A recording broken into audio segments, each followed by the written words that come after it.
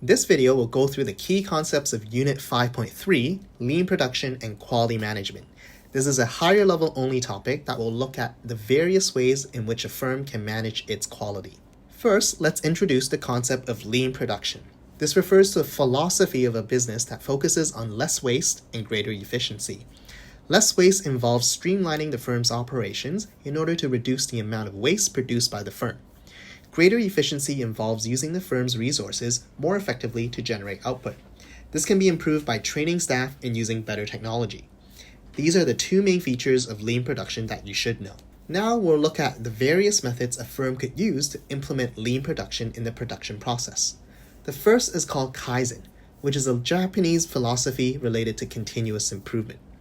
The idea here is that firms should make small incremental progress to improve productivity and efficiency, rather than making large-scale radical changes at once. This means all workers are involved in the process of becoming more productive and efficient. Kaizen requires the buy-in of workers to be successful, as it relies on the workers to identify the areas that require change. The next is just-in-time, or JIT, which refers to a stock control system that relies on the firm having stock or inventory delivered only when it is needed for production. The firm no longer needs buffer stock or extra backup stock, which helps them reduce their costs.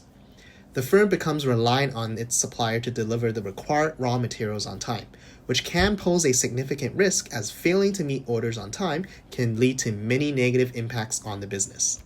The next concept is Cradle-to-cradle or C2C manufacturing, which refers to a production technique that is focused on sustainable production. This involves designing and manufacturing goods so the raw materials can be recycled or be used to produce the product again. All the inputs in the production process are either technical, which are recyclable or reusable with no loss in quality, or biological, which is consumed or compostable in an environmentally friendly way. This can help a firm generate a competitive advantage and a strong brand reputation, but can be expensive for the firm to implement. Because of how difficult it is to implement, C2C manufacturing is more likely to be implemented for one part of the production process rather than all parts of the production. Now we'll take a look at the concepts of quality control and quality assurance. Quality control is the more traditional method to managing quality, where products are inspected after they are made. Here, quality controllers check the products before they are sent to the customers in an attempt to find defective products. This is a reactive approach as the quality is checked after production has happened. This is important for the business as it ensures that customers do not receive products that are defective. By contrast, quality assurance involves a process where the firm aims to prevent mistakes from happening in the first place. The idea here is that every worker is responsible for checking output, and the firm's goal is to achieve greater efficiency and reduce waste by aiming for zero defects. This is a proactive approach as the firm tries to prevent mistakes from happening in the first place. Be careful of saying quality assurance is better than quality control.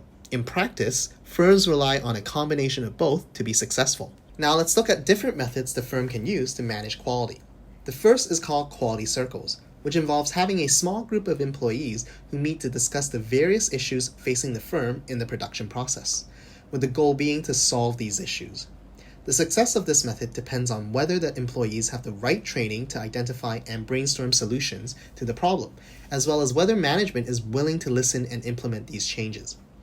The next one is benchmarking, which refers to the process of a firm comparing its products or production process to the industry leader or predetermined criteria, which are called benchmarks. The goal here is for the firm to understand what they do well and areas that they need to improve on, which can aid in future planning for the operations team. The success of this method depends on the firm's ability to collect the right data and measure themselves fairly, as benchmarking can be an expensive and time-consuming method to manage quality. Different businesses might have different ways of doing things, and so what is right for one firm might not be appropriate for another. One specific type of benchmark are national and international quality standards, which are a predetermined set of quality criteria a firm must meet in order to be awarded a certain certification. These can help a firm differentiate from competitors and allow the firm to charge higher prices, but typically have higher costs as the firm has to change its production process to meet these standards. Finally, Total quality management, or TQM, is a philosophy that refers to involving every employee in the quality assurance process. The idea here is that the firm wants to create a culture of quality management, where each employee feels that it is their duty to ensure high quality production. Some advantages of quality management include the potential competitive advantage and differentiation of the business, as well as the positive impact on employee motivation.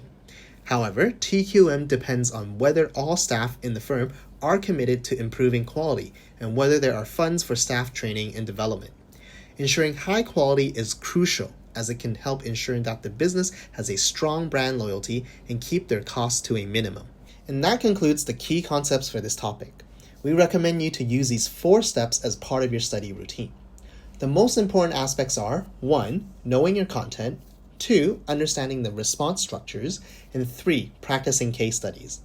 Unlike most other courses, only knowing the content will only get you to a level 5 in business management.